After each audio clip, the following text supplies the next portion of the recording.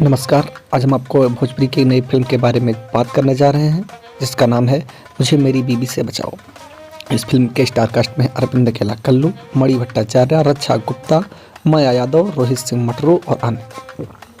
रेणु विजय films entertainment के banner तले film बनी है, जिसे एंटरटेनमेंट रंगीला यूट्यूब चैनल पर रिलीज किया गया है। निर्माता हैं विनय सिंह, डॉक्टर संदीप उज्ज्वल और सुशांत उज्ज्वल। निर्देशक हैं राजकिशोर प्रसाद राजू जी, लेखक हैं सुरेंद्र मिश्रा एवं विवेक मिश्रा। संगीत दिया है ओम झा जी ने और इसके फिल्म के गाने लिखे हैं प्यारेलाल यादव और सुरेंद्र मिश्रा जी ने। एक पारिवारिक ड्रामा फिल्म है। अगर आप ऐसी तरीके की फिल्म का शौकीन हो तो जाकर आप इस ट्रेलर को देखिए और इंतजार करिए कि सिनेमा घर में कब आती है या फिर टीवी पर या फिर यूट्यूब पर कब रिलीज की जाती है। आप देख सकते हो एक पारिवारिक ड्रामा फिल्म के रूप में इसे कोई बुराई नहीं है। इसमें गाने भी औसत दर्जे के हैं। धन्यवाद।